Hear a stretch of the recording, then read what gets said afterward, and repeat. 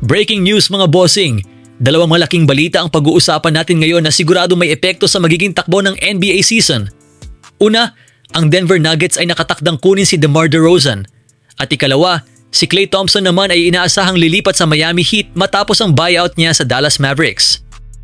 Unahin natin si DeMar DeRozan. Ayon sa mga ulat, inaasahang pipirma si DeRozan ng 1-year, $3.9 million contract sa Denver Nuggets. Malaking development ito para sa Denver matapos silang matrade si Peyton Watson papunta sa Cleveland Cavaliers. Si DeRozan ay 37 years old na, pero malinaw na may kaya pa siyang ibigay bilang veteran scorer. Noong nakaraang season kasama ang Sacramento Kings, nag-average siya ng 18.4 points, 4.1 assists at 2.9 rebounds sa 77 games. At huwag nating kalimutan, 6-time All-Star si DeRozan at nasa 16th place siya sa NBA all-time scoring list na may 26,711 career points. Para sa Nuggets, hindi na nila kailangang asahan si DeRozan bilang pangunahing superstar. Ang kailangan nila ay isang veteran scorer na kayang gumawa ng sariling tira, especially kapag napapahinga sina Nikola Jokic at iba pang pangunahing players. At dito nagiging interesting ang move na ito.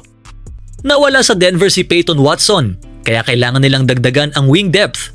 Si DeRozan kahit hindi na siya nasa prime years niya ay nagbibigay ng experience, isolation scoring at mid-range offense. At sa halagang $3.7 milyong, relatively low-risk move ito para sa Nuggets. Ngayon, punta naman tayo sa mas malaking balita. Klay Thompson papunta sa Miami Heat. Ayon sa reports ni Shams Charania at Chris Haynes, inaasahang pipirma si Klay sa Miami pagkatapos niyang maklear ang waivers kasunod ng buyout sa Dallas Mavericks. Noong nakaraang season, nag-average si Klay ng 11.7 points at 2.1 rebounds. Hindi na siya ang dating Klay Thompson na kayang mag-score ng 20 plus points halos gabi-gabi. Pero may isang bagay na hindi nawawala. Ang shooting.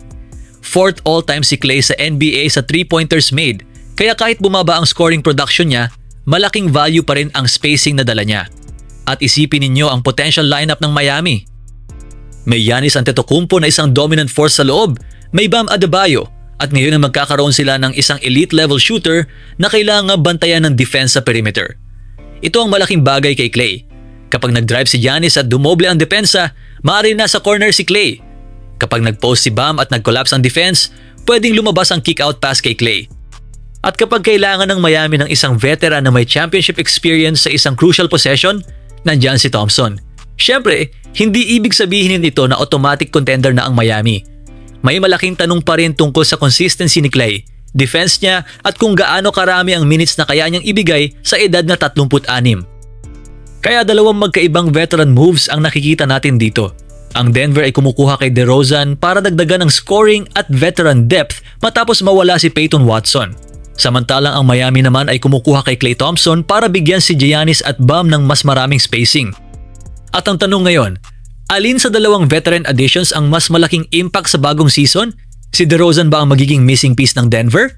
O si Klay Thompson ang magiging deadly shooter na kailangan ni Giannis sa Miami? Comment down below ang inyong opinion. Huwag kalimutan mag-like, subscribe at click ang notification bell. Peace out!